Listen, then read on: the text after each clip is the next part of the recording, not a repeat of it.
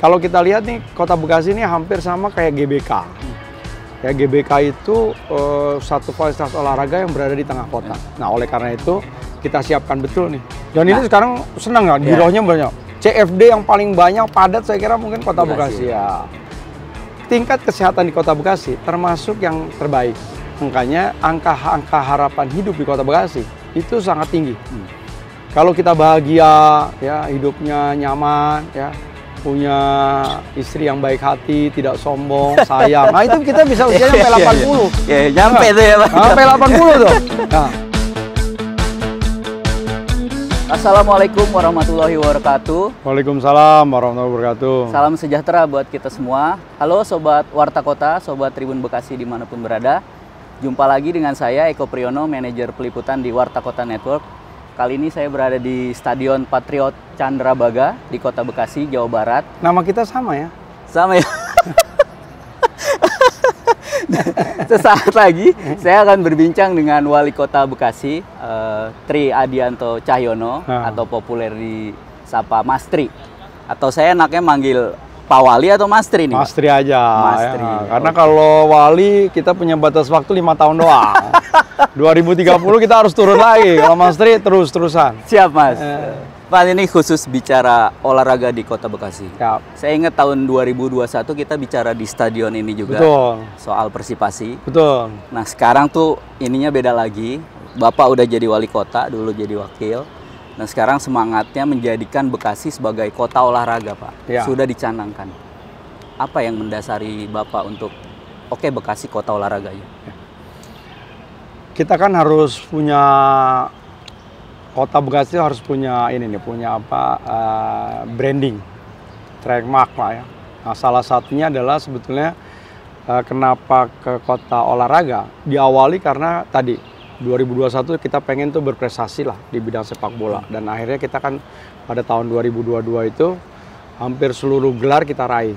Mulai dari usia 15, usia 17, sampai di Liga 3 kita tuh juara di tingkat Jawa Barat.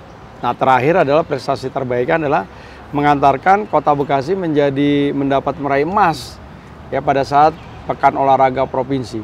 Dan itu hampir sudah puluhan tahun kita tidak bisa raih dan nikmati.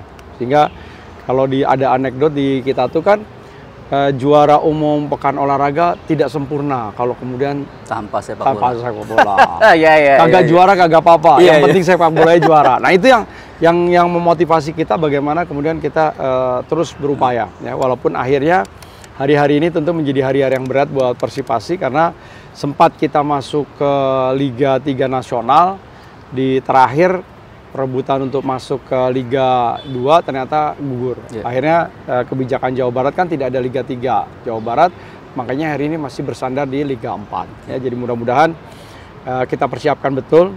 Tapi di satu sisi kita sedang lagi membangun sepak bola agar lebih banyak lagi klub yang bisa berkompetisi di Liga 4. Kita punya Patriot. Nah, kenapa kemudian olahraga? Kalau kita lihat nih, Kota Bekasi ini hampir sama kayak GBK. Ya, GBK itu satu fasilitas olahraga yang berada di tengah kota. Nah, oleh karena itu kita siapkan betul nih, ya. Dimulai dengan kita mendayagunakan warga masyarakat, utamanya sementara ini senang olahraga dulu. Makanya olahraga Kormi pun yang tidak berprestasi, tetapi sebagai komunitas itu juga kita kembangkan.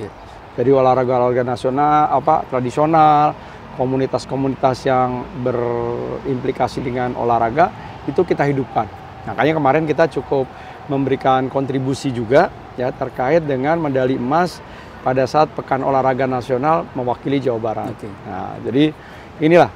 Nah, hari ini kita pengen bagaimana lebih banyak lagi event, lebih banyak lagi kegiatan. Karena ini kota yang tidak memiliki sumber daya alam. Kita nggak punya juga kota yang sudah berubah. Ya, dari pertanian ke industri sekarang menjadi jasa. Nah, jadi oleh karena itu harus lebih banyak lagi kegiatan yang harus kita ciptakan. Ya, jadi oleh karena itu kita inginkan semakin banyak kegiatan akan semakin banyak orang yang datang, apalagi ditunjang dengan sistem transportasi yang saya kira paling lengkap. Kereta cepat LRT kita punya, kemudian double track kita punya sehingga pergerakan di Jabodetabek kemudian Trans Jabodetabek terus dikembangkan ya, bekerja sama dengan pemerintah Jakarta. Kemudian juga kita punya apa namanya BRT yang sedang kita inisiasi ya, sehingga nanti kota ini akan dilingkupi oleh sistem transportasi yang baik, murah, handal, dan saya kira tentu nyaman buat warga masyarakatnya. Dari transportasinya menunjang, Pak. Ya. Masyarakat berolahraga pun akan mengikuti nanti. Dan ini sekarang senang ya, girohnya banyak. CFD yang paling banyak padat saya kira mungkin Kota Bekasi ya.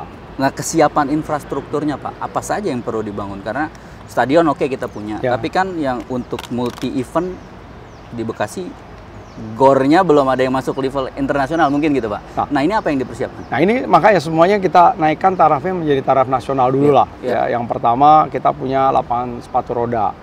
Yang sudah dipakai itu ada lapangan bola voli. Kemudian lapangan bulu tangkis gornya udah siap. Ya, jadi kita kalau mengadakan Proliga, saya kira besok juga bisa. Gor terpadu itu, Pak ya? Gor terpadu. Ya, terus kemudian yang sedang kita persiapkan adalah gedung olahraga 6 lantai.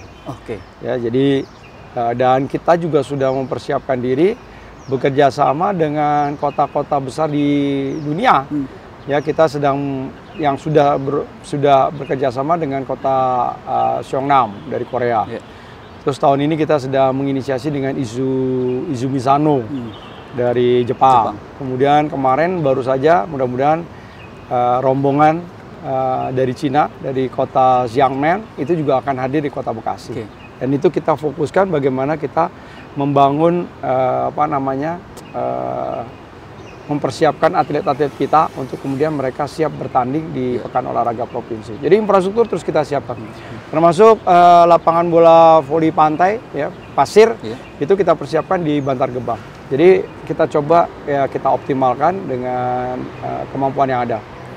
Pengalaman kita pernah mengadakan kegiatan bela diri, yang di asrama haji, PON bela diri. PON bela diri. Namanya apa dulu? Martial Arts ya? Martial Art. Ya, tingkatnya juga itu tingkat nasional. Nah, Martial Arts itu ya itu kita sudah coba ya, dan kita mendapat apresiasi dari Ketua KONI ya di dalam rangka pelaksanaannya, dan saya kira dalam rangka proses pelaksanaannya kita juga sudah mempersiapkan anggaran yang cukup besar ya, mulai dari pembukaan, kemudian pelaksanaan sampai nanti mungkin kalau toh dipercaya untuk melaksanakan kegiatan penutupannya. Pak, tadi Bapak udah sebutkan kota-kota, tapi role model Sport City, kota olahraga itu kan ada Melbourne. Kemudian tahun 2002 saya pernah ke Qatar tuh, Pak, Piala Dunia. Di sana ada Aspire Zone. Nah, itu terkompleks dan bisa jadi pusat sains. Nah, gambaran Kota Bekasi ini akan seperti apa tuh, Pak, nantinya, Pak? Ya sama, bagaimana kita kompleks olahraga Ahmad Yani ini menjadi bagian yang tidak terpisahkan. Termasuk sedang kita akan persiapkan tahun depan adalah pembangunan mes atletnya. Di mana, Pak? Di dekat sebelah kantor KONI, kantor Papsi, lahan kosong. Kemudian kita juga bikin kolam renang di Jati Sampurna. Ya, kemudian kita bikin lagi di bekas itu lapangan futsal yang kemudian kita lakukan pembangunannya secara bertingkat. Ya, di sana juga akan kita lakukan dengan berbagai macam olahraga. Karena kota ini kan sangat minim terkait dengan lahan yang ada. Jadi optimalisasinya tentu yang paling utama adalah bagaimana kita mengoptimalkan lahan yang ada dengan bangunan yang berjenjang gitu. Vertikal ke atas. Jadi menjadi satu kompleks. Inilah kompleks olahraga yang akan dimiliki tentu dengan fasilitas yang modern, fasilitas yang tentu bisa memberikan kenyamanan pada saat mereka berlatih dan juga mereka melakukan kegiatan event, kegiatan. Jadi beberapa agenda nasional saya kira sudah masuk dalam agenda di tiap cabur-cabur yang ada. Ya, termasuk rencananya adalah untuk taekwondo, malah itu kejuaraannya dunia ya, tahun depan. Di Bekasi nih? Di Bekasi. Bukan main, warga Bekasi mesti tahu nih. Taekwondo kejuaraan dunia di Bekasi? Di Bekasi. Dan mudah-mudahan nanti sekaligus pembukaan gedung olahraga yang ada. Berarti 2 tahun ke depan akan sibuk dengan aktivitas atau event-event olahraga nasional pun internasional. Harapannya tentu akan tercipta anak-anak kota Bekasi yang kemudian juga mereka bisa meraih prestasi. ya kan? Karena kita fasilitasi tadi, ya mulai dari proses latihan, pelatihnya, kemudian termasuk di dalamnya adalah bagaimana mereka bisa bisa terbiasa melakukan latih tanding, ikut kejuaraan. Karena yang paling penting kan menurut saya adalah bukan berapa banyak mereka berlatih, tapi bagaimana mereka bisa mengikuti kejuaraan sehingga membentuk karakter mental petarungnya itu bisa terbentuk. Pak, ini mungkin bisa sejalan nggak? Karena yang terputus itu, kalau di antar kecamatan atau kelurahan tuh ada lomba dulu. Jadi nanti masuk ke tingkat kota. Nah, di Bekasi ini polanya akan seperti apa? Karena kalau di kelurahan dan kecamatan ada aktivitas, pertama anak-anak pemudanya punya kegiatan yang pada akhirnya positif dan tidak ada lagi yang harapannya Pak bisa menekan penggunaan narkoba. Nah, gambaran atau Bapak punya rancangan pengembangan SDM itu gimana? Jadi gini, kita kan juga sedang mengembangkan stadion-stadion yang ada di tiap-tiap kecamatan. Ya, kita punya di Bekasi Selatan, kita nanti punya di Jatisampurna yang sedang kita lakukan penertiban, ada kurang lebih 5 hektar. Kita punya Mustika Jaya, punya Bantar Gebang, punya Bekasi Utara. Ya, jadi di Medan Satria. Jadi saya kira di berbagai kecamatan itu nanti akan kita siapkan. Termasuk di dalamnya hari ini adalah yang kita lakukan adalah melakukan rehabilitasi terkait dengan pasus-pasum yang ada di perumahan-perumahan. Jadi hari ini yang sangat berkembang adalah lapangan voli dan juga lapangan basket. Ya, sehingga pemerintah akan lebih banyak. Termasuk di dalamnya adalah bagaimana kita membangun juga di flyover itu di bawahnya. Itu kita buatin skatepark dan sebagainya. Ya, sedang kita inisiasi terkait dengan pembangunan juga BMX ya. Jadi memang akan kita modelingnya adalah tipikalnya adalah tematik. Jadi mungkin tidak semua di satu kecamatan itu memiliki cabang olahraga yang tentu berbeda-beda. Disesuaikan dengan kemampuan daripada lahan yang kita miliki dan terus kemudian juga terjadi penyebaran. Ya, sehingga memang kita upayakan bahwa olahraga ini menjadi sesuatu kebutuhan dulu awalnya. Setelah itu baru kita kembangkan, kita tingkatkan yang pada akhirnya prestasi pada akhirnya yang menjadi tujuan kita bersama. Walaupun tadi persoalan antaranya kan banyak. Hari ini bagaimana kita juga memberdayakan anak-anak untuk tetap aktif ya, untuk berkegiatan pramuka, PMR, kemudian baris berbaris ya, termasuk di dalamnya ada olahraga. Ya, karena kemarin sendiri kita inisiasi coba bagaimana anak-anak pramuka itu mereka campingnya di kantor wali kota misalnya. Ya kan pada saat menghadapi ulang tahun pramuka ya 14 Agustus kemarin mereka suruh, dan ternyata sambutannya cukup luar biasa. Nah, nanti mungkin pada saat malam tahun baru ya, daripada anak-anak keluyuran gak karuan, kita adakan juga ini pramuka di kantor pemerintah, termasuk nanti ada pesta kembang api dan lain sebagainya. Jadi kita coba menghibur ya. Pak, apa yang dicanangkan Pemkot Bekasi ini luar biasa. Tapi kembali lagi soal pendanaan. Warga nanti akan bertanya, dari mana dananya? Kemudian gimana nih dengan kebutuhan kami secara kesehatan, pendidikan, itu gimana pembagiannya Pak? Ya tentu di dalam aturan yang kemudian menjadi tugas pokok ya pemerintah itu kan terkait dengan pendidikan, kesehatan, infrastruktur. Itu sudah ada plotnya masing-masing. Ada ketentuan persentase yang harus dipenuhi. Nah ini oleh karena itu ini tentu tidak boleh hilang. Tetapi ada juga yang bagaimana terkait dengan tugas-tugas terkait dengan pemberdayaan masyarakat, ya. Termasuk di dalamnya bagaimana kita mengoptimalkan UMKM. Bagaimana hari ini kita juga memperhatikan lansia. Karena Kota Bekasi juga punya ya, yang namanya sekolah lansia di 12 kecamatan. Sekolah ya, lansia. Hampir ini anggaran yang kita siapkan hampir lebih dari 1 miliar. Sekolah lansia. Nah, apa Pak keperluannya? Gimana? Apa karena yang gini, karena Kota Bekasi ini kalau lihat dari struktur usia, Bekasi itu maju di tahun 80-an. Iya. Jadi 80-an. Nah, tingkat kesehatan di Kota Bekasi termasuk yang terbaik. Makanya angka harapan hidup di Kota Bekasi itu sangat tinggi. Kalau kita bahagia, ya hidupnya nyaman, ya punya istri yang baik hati, tidak sombong, sayang. Nah itu kita bisa usianya sampai 80. Ya, nyampe tuh ya Pak. Sampai 80 tuh. Nah, masa produktif kita kan rata-rata 60. Nah, setelah 60 itu kan yang kita harus berdayakan mereka. Agar mereka memiliki aktivitas. Pada saat mereka memiliki aktivitas, mereka memiliki imun terhadap tubuhnya menjadi kuat. Tidak mudah sakit. Sehingga apa? Terjadi penghematan terkait dengan penggunaan obat, harus ke rumah sakit dan sebagainya. Mereka tetap kita layani, tetapi dalam rangka mereka ke puskesmas, ke pusat-pusat kesehatan, klinik dan sebagainya dalam rangka maintenance, bukan dalam rangka untuk mengobati. Karena dia nggak stres, karena dia berkumpul, bertemu dengan orang-orang yang memiliki daya pikir, ngobrolnya nyambung. Nah kalau orang tua suruh ngobrol sama anak cucunya, sama anak yang sudah punya sibuk, udah nggak nyampe. Karena dunianya sudah berbeda. Ya. Ngomong cucu bukan menjadi tugas, tapi itu adalah menjadi hiburan. Nah ini yang jadi salah nih. Iya, benar. Konteks hari ini, benar. tenang aja di rumah ada neneknya. Anaknya dikasih neneknya. Sementara neneknya udah struktur tulang, struktur pemikiran, tenaga dan sebagainya sudah nggak nyampe. Dia harus lebih banyak istirahat, bagaimana menyenangkan, bahagia gitu loh. Ya jadi kayak opa-opanya Korea gitu lah ya. Menikmati hari tuanya. Menikmati hari tuanya, jalan-jalan dan sebagainya. Nah itu kita kasih hiburan. Posisinya atau lokasinya di mananya? Itu di tiap kecamatan ada, dan kita berdayakan, kita sandingkan dengan universitas yang ada di wilayah masing-masing. Misalnya kalau di Pondok Gede mungkin kita dengan Kristen Dipayana. Oh kalau kita di Bekasi Selatan dengan sekolah apotekar soal kesehatan, di Pondok Melati demikian. Jadi kita sandingkan sehingga universitas juga memberikan kontribusinya, memberikan pelatihan.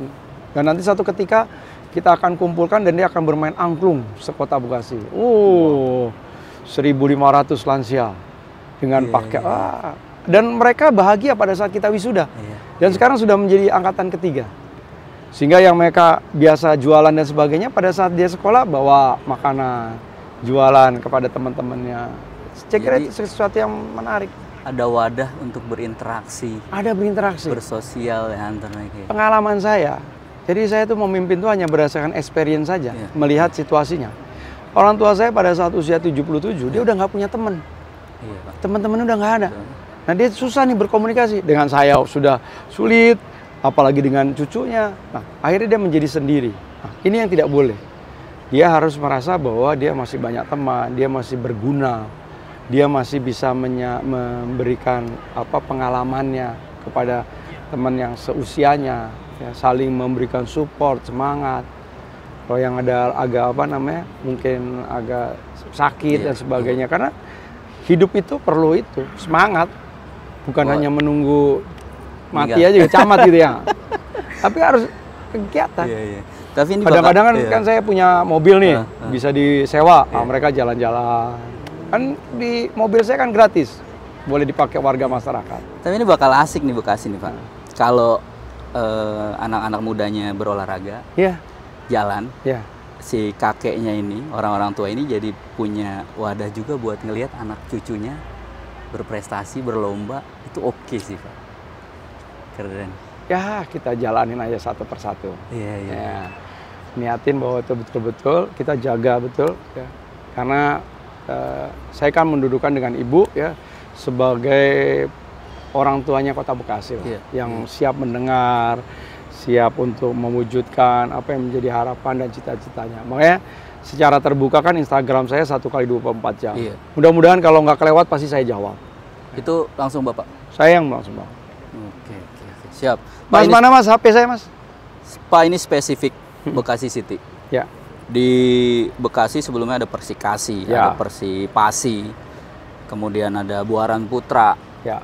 Nah, positioning sekarang ada lagi yang baru. Patriot. Nah itu Bekasi City ini kan yang paling tinggi nih Pak. Ya, Liga kastanya ya, berkompetisi di Liga 2. Bagaimana Pemkot atau bentuk dukungan Pemkot terhadap klub-klub sepak bola ini akan seperti apa Pak? Kan kayak gini. Assalamualaikum warahmatullahi wabarakatuh. Minta maaf, mau minta tolong bantuan untuk mengurus ijazah, belum ditebus Pak. Saya kasih lihat nih. Iya benar. Iya. Ini Bapak balas sendiri? Saya balas, terima. Saya akan sampaikan nama, alamat, nomor HP, orang tua, baru nanti ditindaklanjuti ke dinas terkait. Ya, asal sekolah, tahun kelulusan. Nah, dari sini nanti saya tahu bagaimana hari ini warga masyarakat saya hari-harinya tuh seperti ini menghadapinya. Ya. Nih, sudah dirawat di RSUD beberapa kali, demam selalu tinggi. Solusinya gimana Pak? Usia 3 tahun. belum bisa berjalan dan bicara. Semoga dibaca Bapak, terima kasih. Saya mau curhat. Saya jawab, saya akan kirimkan petugas terapi Iya. ke rumah saudara untuk mendampingi. Nama, alamat, nomor HP. Asik sih ini. Iya, Jadi iya. sehari-hari ini saya kerjaan saya cuma ngeliatin ini aja, Instagramnya orang-orang, warga saya, masyarakat saya. Yang saya bisa jawab ya saya jawab. Hari ini ada masalah ya di SMA 14 karena ada belum keterbukaan di dalam rangka pengelolaan uang. Hari ini saya koordinasi dengan KCD, KCD hadiri masuk ke dulu. Mudah-mudahan nanti siang saya akan ke sana. Saya akan memberikan pemahaman pada anak-anak untuk tetap mereka semangat di dalam rangka belajar. Jadi gitu. Jadi belanja masalahnya di... Belajar masalahnya di. Jadi saya tahu apa hari ini yang diharapkan oleh warga masyarakat. Tapi ini kan pilihan. Nggak banyak juga pemimpin daerah yang menggunakan media sosialnya untuk berinteraksi. Apa yang melatar belakangi Bapak? Apa karena Bapak berangkat dari bawah? Kan kita pernah cerita, Bapak tuh dulu pernah kenek ya Pak? Ya, kenek. Kenek juga. Iya, apa yang membuat Bapak pemimpin itu memang harus hadir di tengah masyarakat? Kalau menurut saya hari ini kan eranya keterbukaan. Yang pertama, jadi harus ada interaksi dua arah antara kita pelayan dengan yang dilayani. Sehingga kalau itu yang terjadi, tugasnya pelayan itu kan memenuhi apa yang orang yang dilayani. Jangan saya pengennya, ini saya pengennya nih, saya pengennya buat misalnya tadi Sport City. Ternyata warga masyarakat nggak pengen Sport City. Dia pengennya misalnya yang lain gitu ya. Nah ini kan saya tidak bisa menjawab. Tapi kalau hari ini, yang diminta adalah pelayanan kesehatan yang baik. Saya minta bahwa saya ke kelurahan harus dikasih senyum, gitu kan? Ya kalau kerja sesuai dengan tepat waktu. Jangan-jangan baru jam 2:30 udah nggak ngelayanin. Itu ada yang terjadi. Udah siap-siap pulang, Pak. Udah siap-siap pulang, udah jutek gitu kan. Nah, yang kayak gitu kan harus ada masyarakat. Dan itu menurut saya adalah mata dan hati kita. Contoh kemarin di Pasar Pondok Gede udah kita tertibkan di dalam. Ternyata udah ada lagi nih pedagang yang keluar. Ada 5 orang dan sebagainya. Saya taunya dari mana? Dari warga masyarakat. Nah itu menjadi evaluasi buat jajaran saya, sehingga saya ingatkan, kenapa you tidak duluan yang tahu, kenapa masyarakat yang tahu, padahal itu adalah merupakan tupoksi kalian. Sementara kemarin kan sudah bersih. Nah kalau sudah ada yang coba keluar, nanti keluar. Nah kalau keluar semua, nggak tertib lagi. Sehingga itulah merupakan mata dan hati. Termasuk bagaimana kemarin saya menghadapi demo. Kalau kita pakai aparatur kita nggak kuat, saya harus minta bantuan kepada masyarakat. Yuk kita bareng-bareng nih kita jaga nih. Karena apa? Kalau sampai ada yang bakar-bakar, ini duitnya masyarakat. Betul. Ngapain kita menghabiskan bermiliar-miliar rupiah hanya untuk kemudian kita melakukan perbaikan? Kenapa uangnya tidak lakukan untuk pembangunan? Nah penyadaran diri ini yang kemudian hari ini harus kita bantu. Nggak mungkin pemerintah melaksanakan sendiri. Harus ada yang namanya Pamswakarsa. Oleh karena itu masyarakat kemudian muncul dengan niatnya sendiri, kemudian mereka muncul tokoh masyarakat, tokoh agama, ya bahwa ini kota yang plural, Bhinneka Tunggal Ika, mereka menyampaikan, mengajak umatnya, mengajak pengikutnya, mengajak masyarakatnya. Masyarakat juga demikian, RT, RW, LPM, BKM, Posyandu, mereka jaga betul kampungnya, sehingga tidak ada tuh disusupi. Jadi begitu ada orang luar yang masuk ke kita, justru mereka melakukan penyekatan dan lain sebagainya. Nah ini saya kira kekuatan yang harus kita gunakan, karena pemerintah tentu harus bersama-sama. Ya dunia usaha, mahasiswa, perguruan tinggi, ya kemudian juga stakeholder seperti teman-teman di media yang menyatakan bahwa buat apa nih membuat kerusuhan di Kota Bekasi, itu kita jaga bareng-bareng gitu. Berarti sebetulnya paralel ya Pak, Bapak secara Pemkot punya visi menjadikan Bekasi Sport City. Di satu sisi Bapak melayani warga lewat laporan lewat Instagram, dan di sisi lain sebetulnya itu upaya Bapak untuk ngawasin kerjanya anak buah Bapak, kira-kira gitu ya? Bukan mengawasi lah ya, memotivasi. Memotivasi. Memotivasi. Kalau ngawasin kayak di mata-mata kayak mati aja. Motivasi aja. Karena iya. kita sentuh hatinya bahwa mereka sudah mendapatkan gaji, mereka sudah mendapatkan tunjangan, dan itu hasil dari pajak yang diberikan masyarakat. Waktunya hari ini, yuk kita berbuat baik.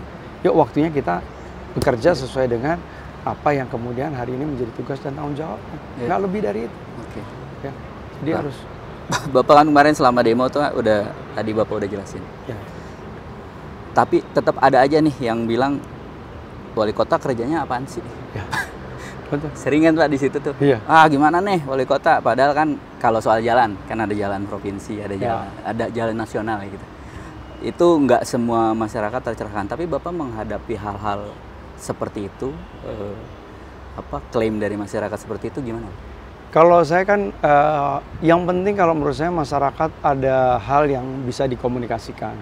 Harus ada keterus terangan juga, harus ada keterbukaan.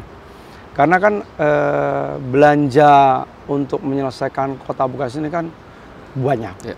Sementara tentu kita dibatasi juga anggaran, dibatasi oleh kewenangan. Yang hari-hari ini misalnya, bagaimana kita semua marah, kita semua merasa tertekan, kita semua merasa stres dengan pembangunan yang hari ini galian nggak selesai-selesai. Ya kan?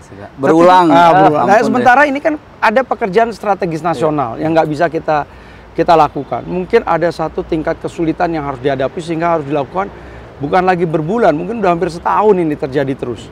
Ya kan? Nah, ini harus disampaikan kepada masyarakat. Yang penting masyarakat mendapatkan informasi yang berimbang. Gitu loh. Karena masyarakat juga kan bukan orang yang gugu kara PDW pokoknya. Nah, tetapi ada hal yang memang bisa dilakukan secara shortcut, secara cepat, itu pasti akan kita lakukan. Ya, tetapi kalau ada yang memang harus dilakukan secara bertahap. Contoh misalnya pasar, hari ini kita masih persoalan keranji. Ya karena memang ada persoalan hukum di sana yang tidak mungkin kemudian kita selesaikan dengan waktu cepat. Tapi tahapan itu terus kita lakukan. Bukan berarti nggak dikerjain. Nggak dikerjain, tapi memang ada tahapan birokrasi, tata kelola negara yang memang di dalam rangka untuk mencapai itu. Ya. Kalau kita semua pengennya ya itu tadi. Hari ini ada persoalan, hari ini kita selesaikan. Tapi tentunya itu tadi, ya, ada tahapan, ada perencanaan, ada proses penganggaran yang kemudian harus kita berkomunikasi dengan yang terhormat misalnya. Ya kan itu harus ada, itu yang harus kita lalui. Gitu. Bicara yang terhormat nih Pak, lagi rame itu Bekasi soal tunjangan anggota dewan. Di situ ada tanda tangan, orang taunya wali kota. Iya. Tapi kan di era sebelumnya, persis kayak DKI Jakarta, ternyata tunjangannya 78 juta dan ditandatanganin era gubernur sebelum Mas Pram sekarang. Ya. Kewenangan wali kota itu sebenarnya bagaimana sih Pak? Karena kan ini menjalankan apa yang diminta Kemendagri sebetulnya. Ya.